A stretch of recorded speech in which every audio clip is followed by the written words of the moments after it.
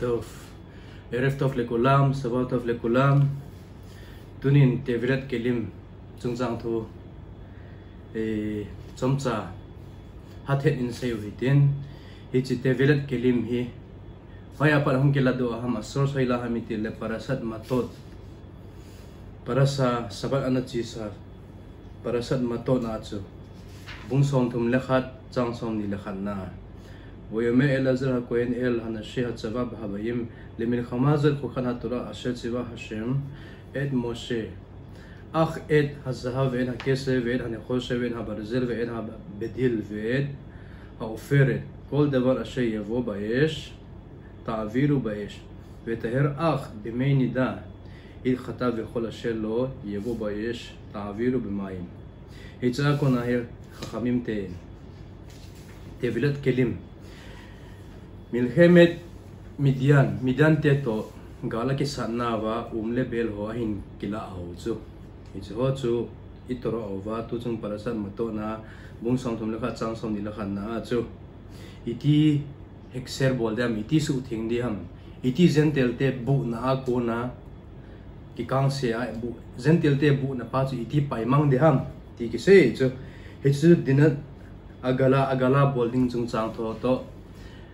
bel bel kiti chu aluya hiya hile mansa hiya hile meya asa ki manga hile asa su thingding avona ki manga hile avona su thingding indin ejila chu tun la hi topic hagala hi point tevilat kelim chung chang thu se witin to ai se chu asor sa hin tun ipp bolding ipp bol ngai lo ham ipp chu brakha puma seiding ipp chu brakha lawa seidi ham itabang bel ho chu ate te ya itabang ho chu ate te lo ham ngai lo ham ti o sei witin tevilat kelim hi family lia ki khenin tin family li ho chu thi mate khet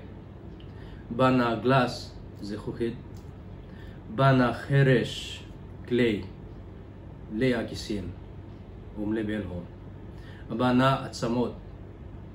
sagu kuong kiti ho amo chengli hi family li hin hi chu akuna chung ba jam de hin ale tun vele hen kol suk shel mate khe thi family kiti jo si chu thi tapou chu tora akuna tevilat kelim bol te ngai abrakha puma tevilat kelim bol te ngai intin ale kol suk shel ze khukhit glass kiti tapou glass a kisim kiti tapou chu rabanan rabiti akuna atete brakha puma atete ipizi ham itile glass hi thi to kilo hintin ipiham glass so thi to kilo na itia hile thi chu thi kiti hi recycle ki bol thei na hun zuna hile beldang dang na sim ki thei thi lui jong chu na hun zuna hile beldang dang bel tha be jong na sim ki thei hitu bang ma chu glass jong na hun zuna hile recycle ki bol ki thei din a chu ti ji a thi to a kilo pina anei ji a chu rabite akuna atete brakha puma glass kiti tapou chu brakha puma Mikveh adi ding ai wanga tora in glass kiti ho ya sei pha lo chu a sei kha lo glass kiti ho na di te duty a sei kha lo ai wanga ipiza kha khamim te in glass su brakha puma sei te ding atiu hamiti le glass hin thi a kilo pin ane chu thi kilo pin ane isei bangwa chu recycle ke bol the hi ja tora akun hilowin rabite akuna atete brakha puma di te ding thi kiti chu tora akun glass kiti chu rabite akun aninia brakha puma di te ding ale tun bancha leven kli heres ve atsamot heres chu clay leya kisim lei bela kisim leya kuna hong kisima lei hong kisata a Hiche hong kisim ho chu recycle ke bol thelo achu ti sia patur di ngai lo hitabang bel ho chu hitabang theng ho bel ho chu Mikveh adi ngai lo manjing the azi chu recycle ke bol thelo recycle na bol dinga hi le khen ke le chun chip gam ta chu bung gam ta chu hitabang ma chu sagu kuong ho jang recycle ke bol thelo chu ti je a Mikveh di te ngai lo ahi wanga clay a kisim label leya theng le kuong ho kisim ho chu achung thu pa khu glass a kiti Hiche clay ta example la chi clay hi le ya kisim label achunga hi glass anu na glass tu isun khum glass tu kisun khum hi le dinga chu Mikveh dinga ahi wanga brakha beya di de label to glass kisun khum bel kiti chu brakha beya di de a clay ke use a label ke use hi lewang di ngai lo sagu jong chutima sagu jong glass kisun khum hi le di ngai kisun khum lo hi le di ngai lo abana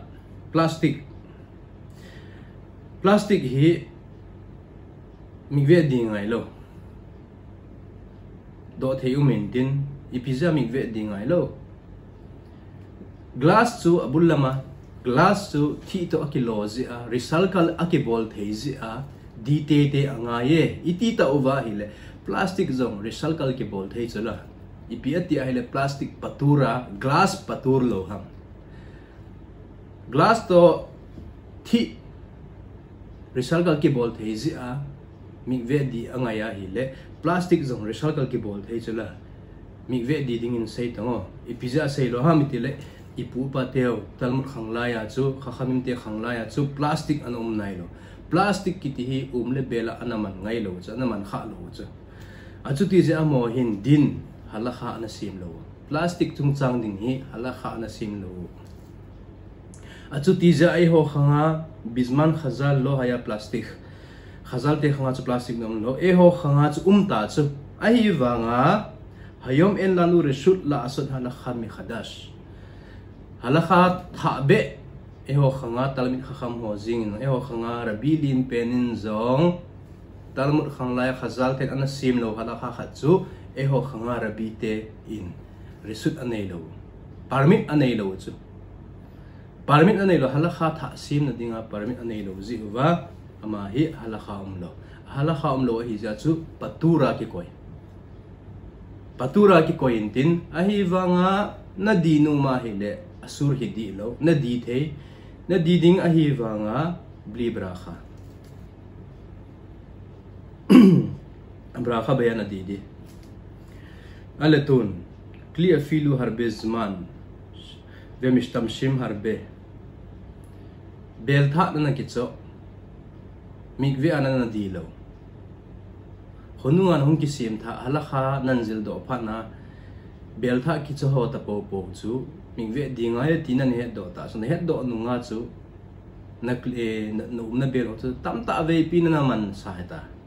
hizing zong le na di lo lai sia na di ngai na lai din he chu izat ve mang ta jing zong la chun Mikveh di na dinga kuna ong thol di lo in din achu ti ja ne he do le na di na man sa hizing zong le na so thing se na Mikveh na ka di Maran bet yourself in PTSM tele clean miskhar restaurant ho in restaurant bolpa in abuhon na amehun na ipipi ho chu Mikveh adi ngai poi ti chu aji chu ipiham itiale ama ading hilo chu kit zong le customer ho in ana hung ne bu hung ne upi in hizing zong le apature ti chu ong thole ti chu hinla restaurant nei pa in achaga adon jab zina ama ding mo monga aman bel ho wang chu hi le adi te ngai in tin sumlo na ding miskhar ti sumlo na ding ong hi ting le ngai lo patur hale tun kola bom neo thi a kisim bom ne ho pakhit ki ti chu ken English as ken hin lo ham pakhim ho khion ho chu ho thi a ki sim bom ho he chu ho a company in Mikveh adilo hi le chu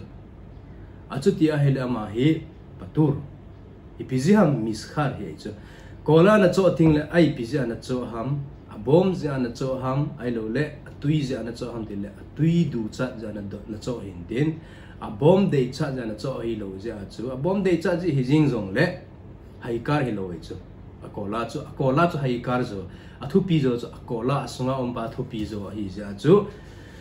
asunga pa chu na hup tha in tin di ngai lo hi wanga hi chi kola bom ho chu na don zo nu nga zong na man num te te ya tui don na vela na man jing zeng ding ai ding a le wang chu na ga tha di kin ngai chu chu ge le yain bottle zu bottle ho wine bottle ho e cho hi na cho a chu ayain ja na cho hin tin bottle ja na cho lo hi ha kola ta bang manga chu hin la ayain na don zo nunga wine na don chain zo nunga chu yain bottle chu mit ana vim ho hi jing zong le hi chi ayain bottle pa chu tui koi na nei nu ma hi le Mikveh na di ngai sticker lo si na not mang ding na not thing se ding chou ting le Mikveh na ga di ding Mikveh na ga di ting le bottle ho hi Mikveh di ting le apolam bo di hi lo asung lam ma zong a Mikveh tui ho bo na lu chai alu dim se ngai to ti chuin tin kli khasmal housing khaya fin tin kumkum tui sa om na kumkum ho hi cho jong hi khaya fin tin Mikveh di te nga in tin hin la lampi thum in tin adi ding dan lampi thum lampi khat na di a 24 hours na koi ko na zo ting na mana hi le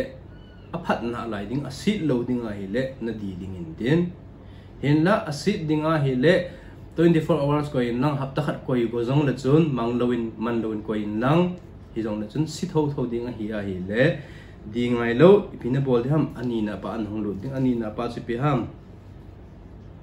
le farq abona a machine na athu pi pen pa khu na thap hla ding in den thap hla zo ting le yehudi mechanics zudami ho na bul tu sa ke ding ai lo nang na ki bul the ya hem na ki bul the yehudi khalin abul tu kit ngai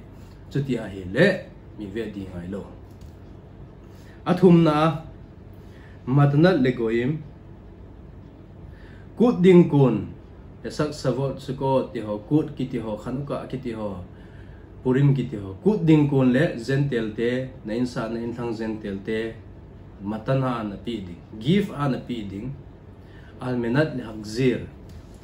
nahin nung pikit na dinga matana na pi ding achutia hele kila den khan te na tia hele na hil thim ngai che tabang hala kha hoi hi chi matana kan pi me hin la na chan den dinga matana kan pi hi po hin nei nung pikit dinga matana kan pi he tian sei ding hi chi matana na pi chu ama a hi ta hi jing zong le ama ko na le thum de nei man sa in na ti ding chutia hi le ama a hi ta ja sun nanga hi lo hi ja sun nangin enjoy na bol hi ja chu mutarin tin Mikveh di ngai lo tin he chu he cha chu koi sun po do in tin tora akuna mesechet avoda zara khaf amun alef na achu lo te khonen chu ipi abbreviation ham itia hi le masapena lo te ten lem khanaya Gentile te kiti hi nagama na chen sa loading ishel gama hi inmun lomun na cho sa loading na kinga sa loading nom sa loading na chen sa loading tinahin din in la tulai khanga ki zui talawai chu zui lo chu tora khang yen lang hele bible la ki sedan dung zui chat na hinding sa loading hele Gentile te a cheng the loading dol inmun nei loading dol hiu chi ishel gama anina lo titen lahem khen ipitina hamita hele Gentile te kiti hoi sa bol hi inde chu Gentile kiti namdang kiti khatsu a hoi ta ve aphata ve tin sei pha hi sei phat na pi hin lang pa chat na pi hin lang hoi sa hin te chu hen te chu hoi sa hin te chu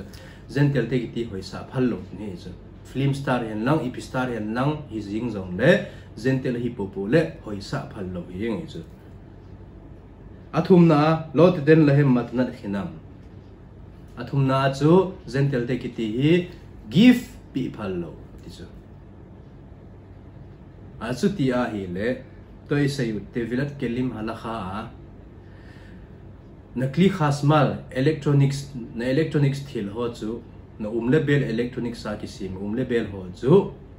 Mikveh di thelo ji a matana a goyim pa Gentile pa na pi a jo ting le nang naman ding chipa da nung ki kalta chu aki kalpoi ti chu iti da na ki kalham Rav Oda Yosefin zikrono livracha Rav Oda Yosefin hechinangin matana na pi jingwanga chu ama na enjoy lo hi lei chu matana na kapi na chu jingjo na ama na enjoy lo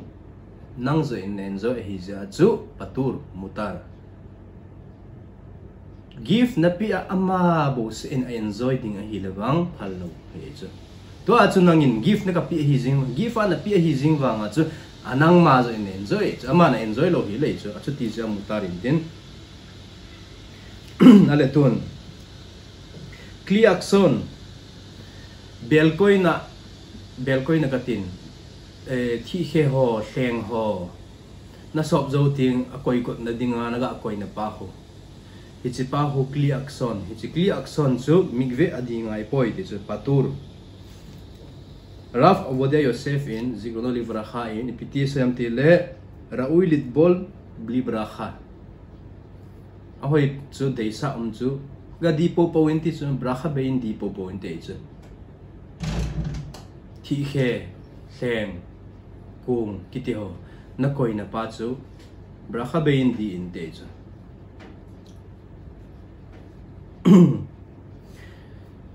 te chu awang chu te chu hi lo pi chu hi jing jong le raui ti chu mai theile ki thu bo chu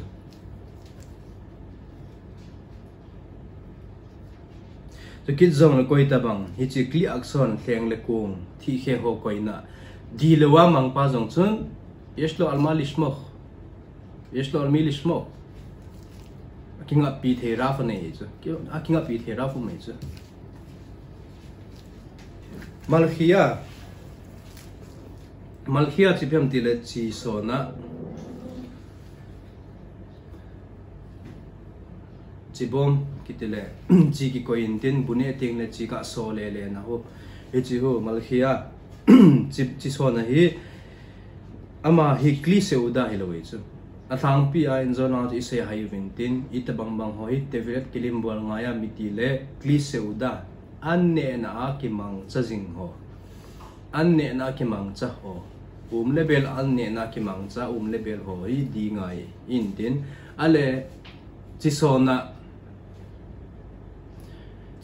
pa hi kli seudah ki sim lo ham tile athang pi a chu ma hi kli seudah hi lo aji chu hi chi so na khu direct nga na kama na het ngai lo chu hi jing jong le di ngai te chu aji chu seudah na anne na muna ki koi jing jeng hi ja chu di ngai te chu kit jong le hi chin anne na ki koi jing jeng na chi so na chu itabang a hi le ngai te ham ti le glass to thi hi le di ngai plastic a hi le chu patur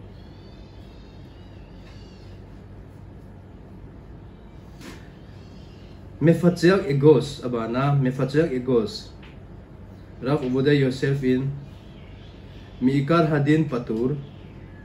ikar hadin thangpi a chu halakha thangpi a dinga chu ama hi patur ei chu Mikveh dinga lo mefatsiak egos ibham te le haga ho het ke na goi ke na khu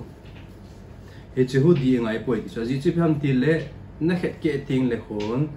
ani thei pa to kha lo in tin a ho bo to kha hi ja chu patu rei chu di ngai lo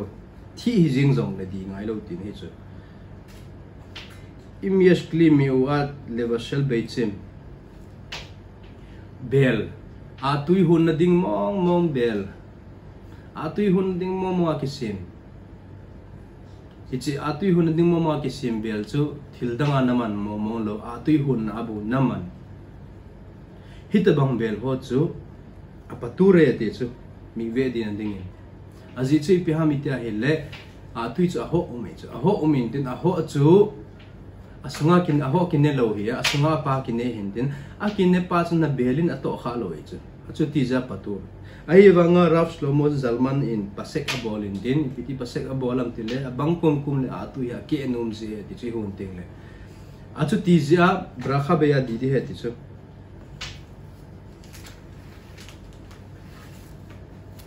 ban le pot khan yain honna yain botol honna ban le kufsas murim olive ga bom ngatin bom honna ho hichi honna ho pot khan ho chu patur kilo seudah hi lo zi wa mo hi di ngai lo in din afilu no gya kachat nayan hon pet ai lo le nangatin hon pet ai lo wa hi le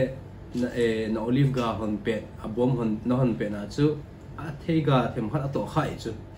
na thil hon nai tong kha jing jong le patur di ngai poi ti ho poi ti sa zelo misane magas tanur oven sunga ahleng pa kho oven sunga ahleng pa kho paturin tin azi chi pi ham te le afilu im sham aballe hi haikar hadina chu diot atam zo in wang chu di ngai ti chu azi chi phami ta hele athang pi in me abang khan loi hin direct nga thila koiwa oven sunga hi chi ahleng chunga ho direct nga thila koiwa asu min ji we chu hi jing jong la ikaro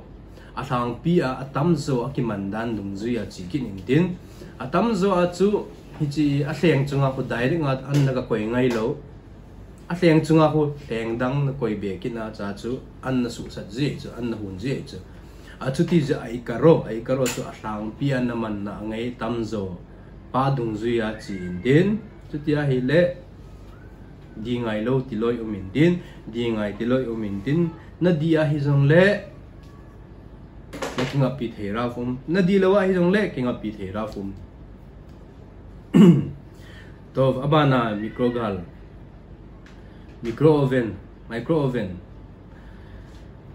micro oven chu akipei pa ho asunga te akipei pa ho glass he chu hichi glass ho di ngai ham itia he le chiong chu toy sei bang ba chu oven sei bang ba amazon athang pia ipiki na manam naman dan atam zo pa akingam kit ai chu micro oven a ho thili su sat de ting le a glass so ho direct a thil ka ki koi ngai lo hi lo chu thleng khat chunga hi ime ham ki koya hi cha chu thleng pum puma chu hi chi glass chunga ho ki koi ji chu a chu ti ja chu ama hi paturin din vedi te ngai lo chu ki zong le ai karo hi ta ja chu abang kum le khat le kum le pita le khem ham pi ham ke poi direct a hi chi glass chunga ho direct ana ka koi ji ngai chu na ka su sat na dinga chu hi jing zong le a patur tho e ti chu aban le patis setza snitzel sim na ding el sa het bung na ding lo thul kang het bung na ding thing het bung na ding ka he poi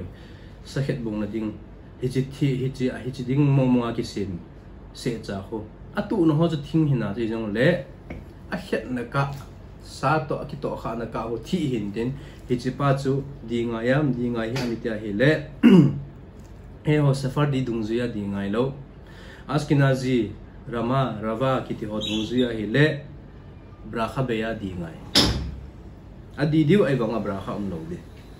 e ho safar di nga chu se cha chu patur aji chu ipiham itia hele sa chu na khet bung zo zo le ne thei pai lo na hun be kit na lai ding hi je chu ne thei pai lo ding hi je chu na thil khet bung pa chu ya chu patur in tin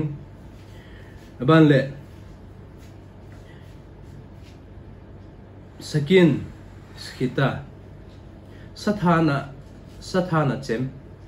sathana chem ho jong patur in tin mikve di ngai lo skit jong le ina chem na man ho jong di ngai lo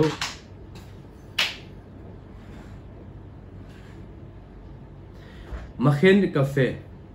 chem di ngai lo tin he ina na man ho chem hijing jong ipi chem hijing jong le di ngai lo in tin bale makhen cafe coffee he bung na su bung na ho jong patur in tin di ngai lo ban le kholfan ji pem tele alu hin na hichi alu hin na hi di ngai am itia hi le di ngai chu alu chu na hi zo zo le nani thi pai lo pi chi jing jong le di ngai ti chu aji chi pem tele alu hin na hai alu se na hi lo chu chang mai ho jong na ga hi ding chang mai chu na hi chai le ne thei pai chu achu ti ja di ngai ki ti chu kholfan alu hit na mong hi chu di ngai aban le pompia ji biham ti le gezer hit bung na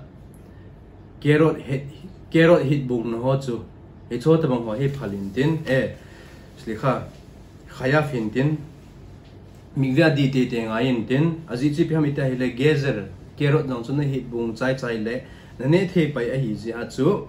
ama hi mikvea bracha seipuma diding in la gezer hit bung na hi nailon umbe se lo ya tamzo thi ngin hin din nailon hi lewang ngai lo in din thi ai le chu atete bracha puma seiding bracha puma diding aban le poresta puzim chu biham ti le sunghon rang in din thi ti hin in din aning hin thi chem tabong in tin he chu tapou sunga ko apple sunga hilowa hile orange sunga ko na koya so ting na naga sotsuwa hile ki le khen ve taw ki ka ve taw chema he ki khe se ngai talo he chu tabong hong chu khaya fin tin mikve di ngai in tin ban le din khacha achai na mano taw tin din khacha je pem ti le mikve tuito na na bel se khena tin he chu suppression ball tu itabang ho ham sticker ho bel chunga sticker ki be ho e chu tabang ho chu ho la ding in tin ale tun a company te sticker mong ho he chun a bel asu nal na kho ra hi le hoi loading Mersit loading tabang ho sticker ho hi le chu kho lo in din hin la aman kizi na sticker ho hi le wang chu kho la te ngai na kho la zo ting jong le agom ma na lai hin tin sabana hoi ta na no thing ding zo ting le na di ding ipiti di ding ham iti le tha khat na bel khat su tha khat na tui na bona tha khat na achup su ke ngai chu khát về chỗ mà chỗ ngay khát về con là akor không ngay đến à chỗ tí tuy sung à hộp mikve sung à đi tiếng lệ nó xả đi à tuy sung à bây giờ kita xả sen cái tin hay lâu pi chỗ kita tăng lâu tiếng nó xả dập đi nó tu dập kít đi ai lâu hay giống lên nó khut nó su con na là khát nó su con na thì nó tu à là khát nó su con na nó đi lúc tiếng sau tiếng nó khut akor dâu nung à chỗ bây giờ nó tu à lang cho lang khát nó xả lệ trong trường mutar in din Hiche in din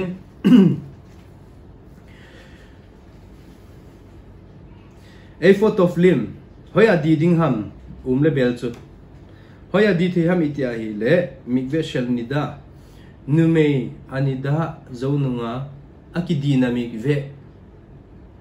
level nume nida suthing the mikve level abo le bel di the in din pasal ho ki di na ding me ya mikve ke sa ho hi lewang Tevilat Kelim dinga thing lo in din nu me ki su thin na the lhagawa abu na akuna lhagawa sop thing na theding changeya mikveh kisa na mikveh abu Tevilat Kelim bol thein din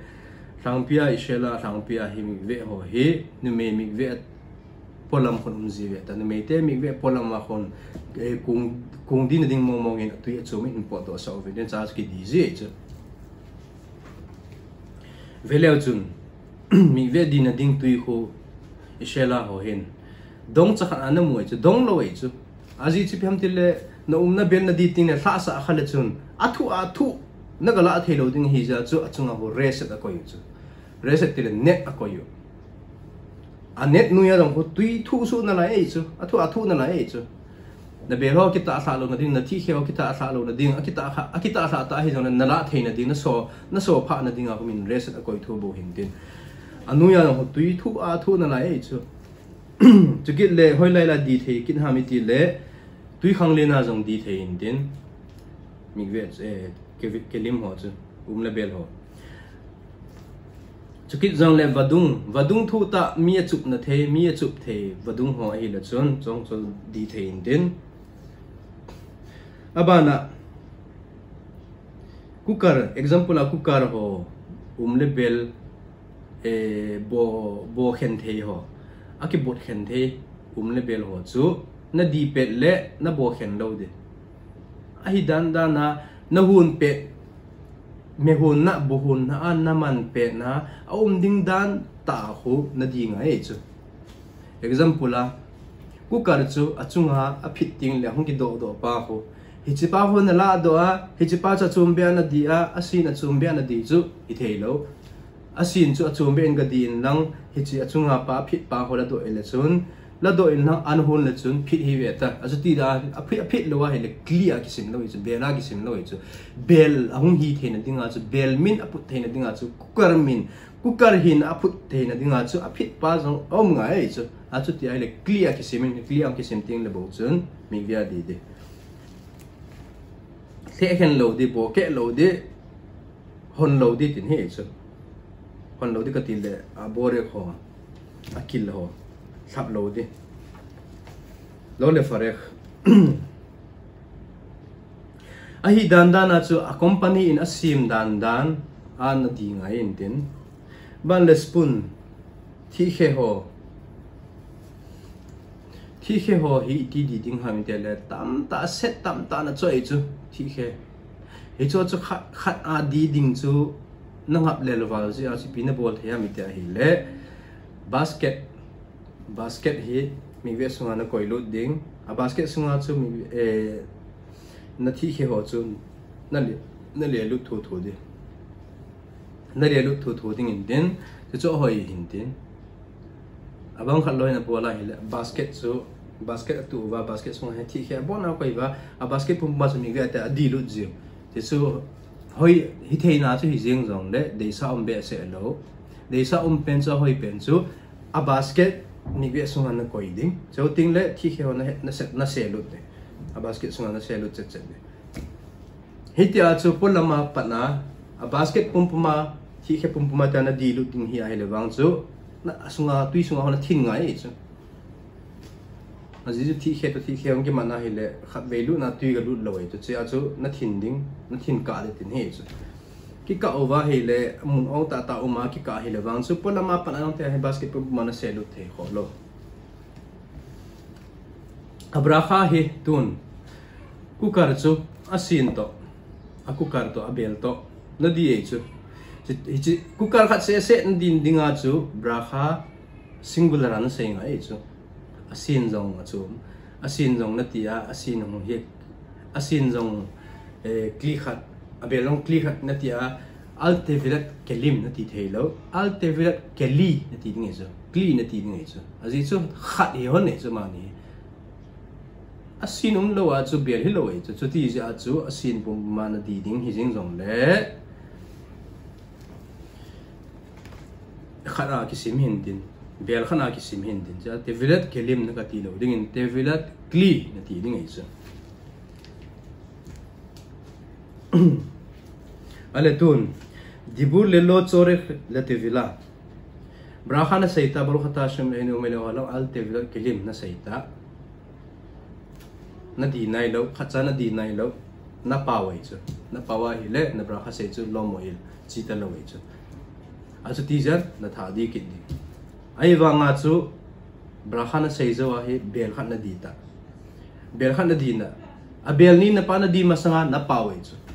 ai a kho poi ti chu bedi awa in a chi he te chu bedi awa dung zu a chu chi in tin hin la hoi pen chu le chore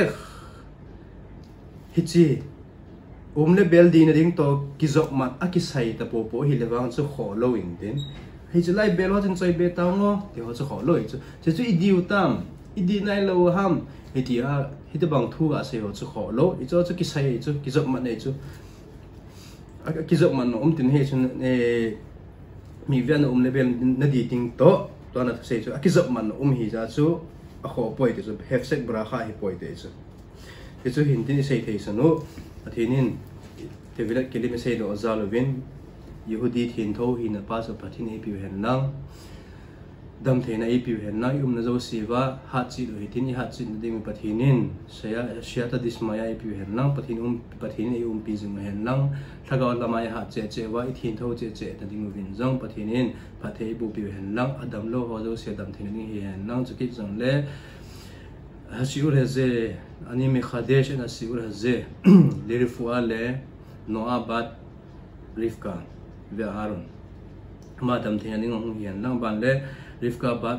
שרה דמתינדין זong hihen lang tukit am Israel zo si adam lo zo si damthinading yin pathinin divrei Torah si salawin pathe ibu pitawhen baruch hanai lo lang amen ve amen.